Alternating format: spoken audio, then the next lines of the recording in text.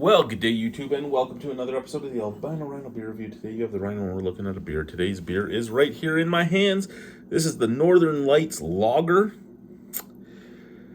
and it was bottled December 23rd, 2023. It is 4.5% alcohol by volume. Now, I hear that you can see the Northern Lights here in Regina. I don't think that what you see here in Regina will be close to what I've seen in the Arctic. But at the same time, it's nice to know that we're living somewhere where every once in a while you could see them. The Aurora Borealis is such a beautiful thing to see. And when you're up in the Arctic and you can see them in several different colors and everything else, it almost takes away what you're going through living up there. Not fully, but it almost takes it away. It reminds you of how beautiful things can be. And I mean, it's one of those things where you can see some beautiful things. You really can. And then you can experience some horrible things that take away from that beauty.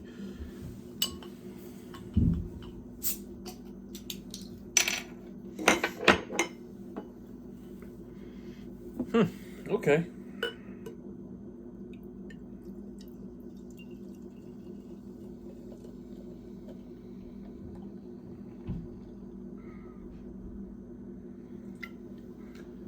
All right, so first and foremost, that looks like a lager. Beautiful golden color. Let's do the look up close to here. Slight tiny touch of haze to it, like the slightest touch of haze. I can see my hand through it, but it has it. But a beautiful golden color on both lights. Bright white head. That's fading rather quickly. 4.5% alcohol by volume, so it could be argued to be a light beer or a lighter beer.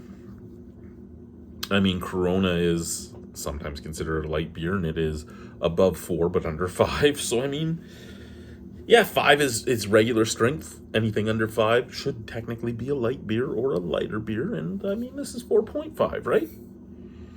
It's just, it's sweet, it's bougie out of the... I needed to stand up about here, but if I was to stand this up, it's... Oh, actually, that works. Okay. I thought because it's a bomber, it might be too much. I'll put it over here, but I don't want it to fall on the computer, so we'll move the computer that way, just like that. Yeah. All right. And yeah, out of the glass, it's just that sweet graininess as well. And I mean, this is the thing, right? When it comes to lagers and craft breweries, a lot of times you get something that is way too sweet, or you get something that is way too hoppy, and it's a hard style to hit on the nose, and it's a hard style to hit on the nose when you're trying to be craft at the same time. Because if you're making a lager, you want a basically non-offensive, nonchalant beer, and a lot of craft breweries can't dial that back. They're like more hops, like more cowbell. Or they're like more malt, like they are like more cowbell. And I mean, in that instance, this is brewing a proper lager as a craft brewery is an exercise in restraint.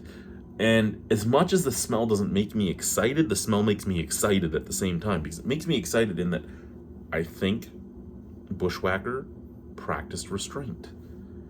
Cheers, let's try it.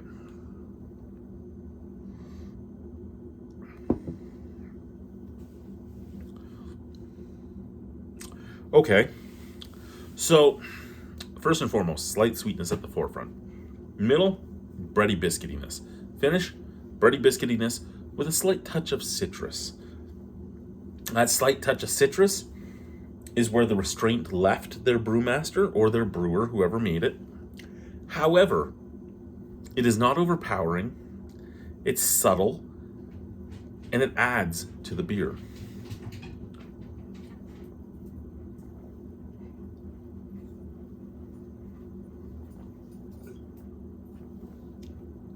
Like, look at that. Look at how fast that went down. That is a very approachable, very tasty lager.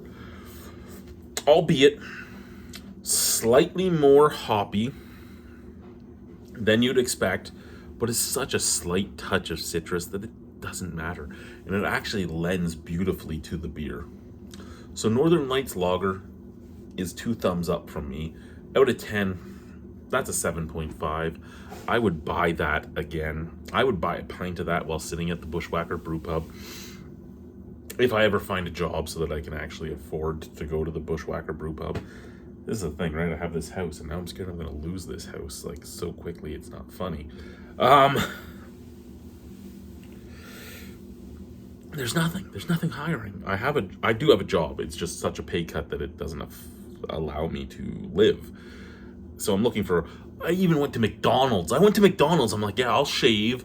I'll do all that. I'll be a fucking grill person for a few months just to, I've actually legitimately thought about doing a Naughty Santa fucking OnlyFans. I've actually thought about like rolling my dick up in fucking, in wrapping paper and stuff in a Santa suit and being like, ooh, because, you know, Santa fetishes are weird, but maybe they can make me some bank.